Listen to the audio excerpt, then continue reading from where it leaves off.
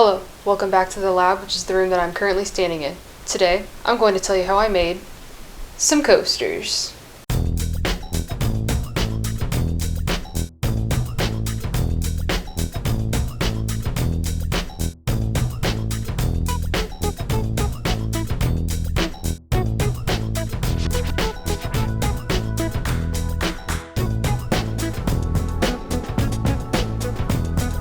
I mean, I just made a table. This seemed like the next viable option of things to build.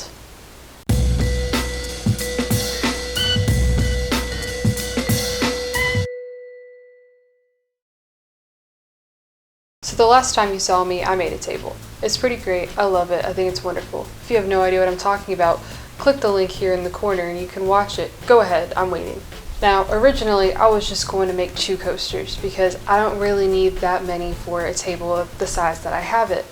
But I was talking to one of my future roommates because I'm moving in with different people next year that I was making coasters, and she said, hey, well, we have no coasters in our place right now. Why don't you make coasters for us? And I was like, man, that's a fantastic idea. So I asked them both to give me 2 pop culture things and I would make coasters out of them.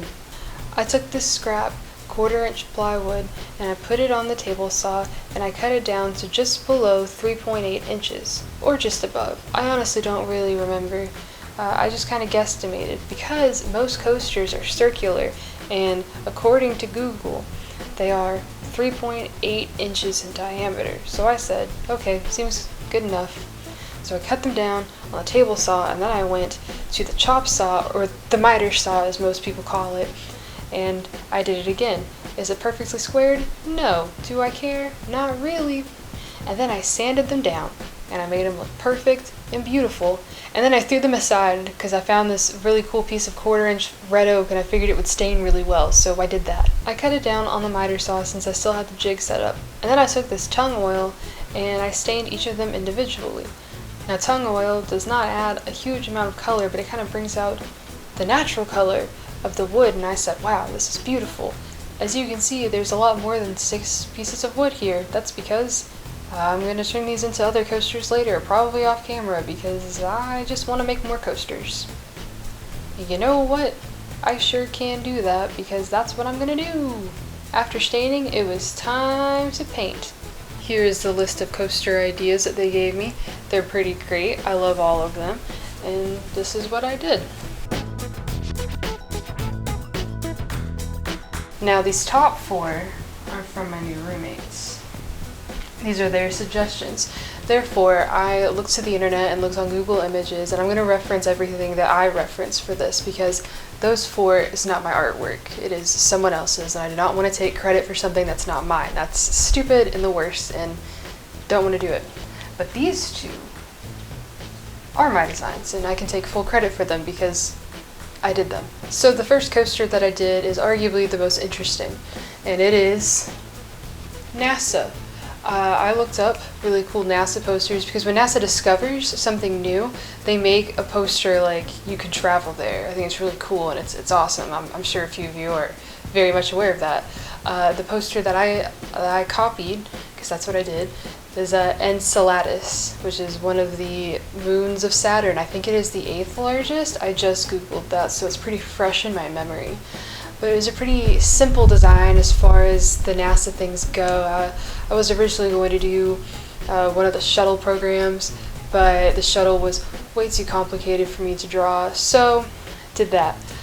Since it was my test piece, I did not film any of me doing it, which was a mistake on my part, and I'm very sorry, but it looks sick and I love it. So for these other 5 coasters that I made, I broke out my sketchbook and I sketched them, and I'm going to show you the sketches in relation to the coasters. You can see how close I got to how I sketched. The first one I sketched is the sea turtle. It's very lovely and cute and small. I originally sketched lots of sea turtles, and I originally sketched everything on this whiteboard, but this is the design that I went with, and here's my reference image because it very much falls under that. I took the general shape of everything, but the shell, I did something different. I took the back of my paintbrushes and I dipped them into the paint. I had 4 different colors. I had a light blue, a dark blue, a lime green, and a brown, like really like light brown. And I literally dotted in the shell. It ended up looking really pretty and really cute. But the only thing that I regret with it is there were a few air bubbles left from the dotting technique. So when everything dried, there's some like little spots that are just like dark where the bubbles pops. But I mean, I think the rest of it looks amazing. It has like this really like pretty mosaic kind of vibe to it, and I like it a lot. I was sending pictures of this stuff to my friends. They're all saying the sea turtle is the best. It looks so good. And I was like, thanks. I really like it. I'm glad you like it too. The next coaster I figured I'd do is the child from The Mandalorian, or as he is most known, Baby Yoda. I had a lot of trouble trying to figure out how to draw him, because originally I was just going to draw him, and it was going to be just his cute little face, but then I figured out that his face is very detailed, and I just am not at the skill level where I can do it. But I found this really cool proportion chart that showed like how big he is in relation to his like little floating cradle crib thing, and that's what I did. You notice that there's absolutely no facial features on him at all. That is purposeful because I didn't want to mess it up, because I figured that I would. So I just opted to go for his outline.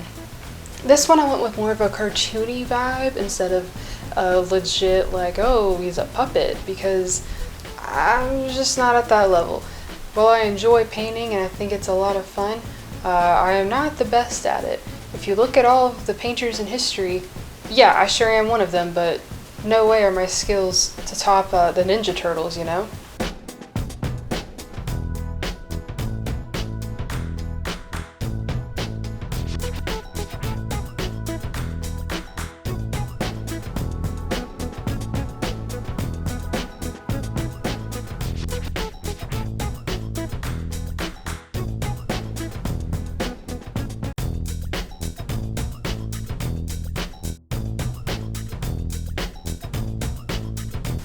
So next came Stitch, but I discovered that I am just not at the level where I can draw Stitch in a way where he looks right.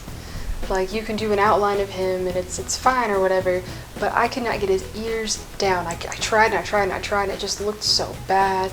So then I tried to pick a Stitch that didn't have his ears. I picked the one where he had the little cap thing on his head. He had like the shirt, it was like a cape, and he was just like, I'm Stitch or whatever. But I couldn't get it right, and it was gonna bother me because like these are my coasters and I have to look at these for however long I have them, and I was not comfortable with what it is.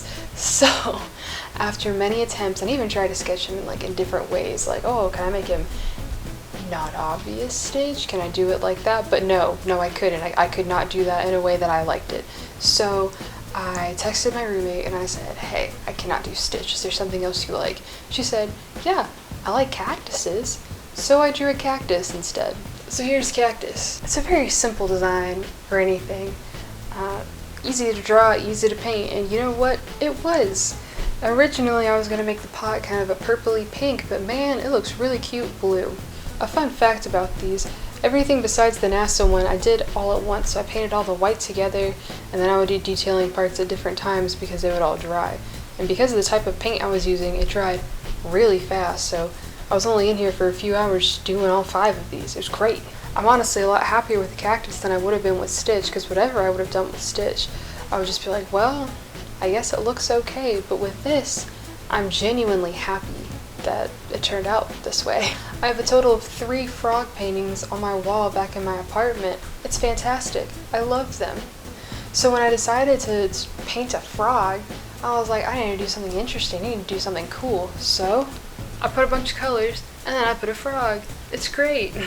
Now for this coaster, it was actually going to be something else, but I was kind of unhappy with how my design turned out, so I just drew a box around it and whited it out, and it's almost like it was never there.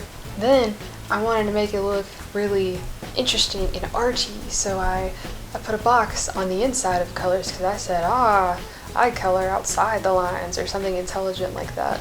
In reality, I've actually been studying minimalism in my literature classes, and it's pretty interesting, but it also hurts my head a lot, and I figured, hey, I put this line here and people in a million years find this and they think so hard about why there was a line. There's just a line because I wanted there to be a line. There's no meaning behind it. I thought it'd be stupid.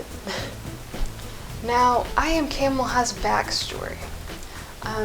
I'm dating someone. He's fantastic. I think he's wonderful. We recently passed 1.5 years into our relationship. Super great. Big fan of that guy. Now, something that he said within our first year of dating, he just said it completely out of the blue, and then we would quote it all the time. He said, "Life is desert.